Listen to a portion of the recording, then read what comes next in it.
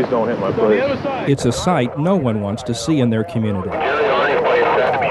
But for more than 100 people this year, a tornado may have been the last thing they ever saw. The National Weather Service has issued a tornado warning. Under mounting pressures, the National Weather Service has increased the number of tornado warnings issued. But despite their efforts, 3 out of every 4 tornado warnings are false alarms. Is it possible to issue too many warnings? Please face the wall and duck and cover. SIU police had their hands full when they attempted to evacuate hundreds of students for a radar-indicated tornado warning which turned out to be more bark than bite.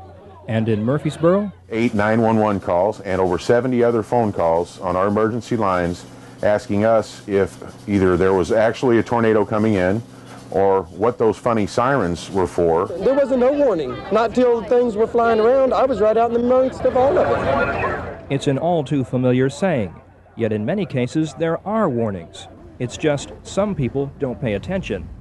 In Tilden, with a tornado warning in effect, people gather in the streets. Just watching the clouds, watching to see if there's going to be a tornado.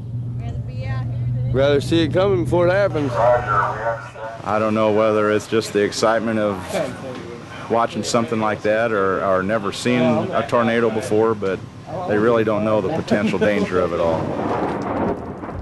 Perhaps seeing is believing. Nearly 1/2 of all tornado warnings are based on visual sightings. Yeah, you might want to go ahead and sound a siren. Spotters are our eyes and ears to what's really happening. Low-lying clouds are not sure if they're funnels or on the ground yet. They're about 10 miles due west of us. We have the fantastic radar, and it's a great help to us, but we need to have reports to come in to verify what's actually happening on the ground. Notice this chunk is lower than anything else. Each spring, the National Weather Service conducts spotter training classes like this one in Pinckneyville. But you would watch this. And like most trainees, these people will receive just a few hours of instruction before being turned loose into the field. If you're looking at a storm when it's dark and suddenly there's lightning behind it, and if there's any vega or scud or hanging anything, you can't see rotation in the flash of lightning. So instead, the hanging characteristic of the thunderstorm, which during the day would just look like water vapor or whatever it might represent, then becomes something potentially serious. And since spotters are people who are really concerned, rightfully so, about weather and want to be helpful, then they tend to want to be right and they want to be first, and they thus might over-report. Spotter accuracy isn't that much better during the day.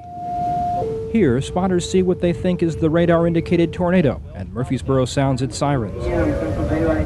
Sucker's got some wind in it, doesn't it? Look at that. As word and rumors spread, 2 neighboring communities activate their sirens for this non-tornado.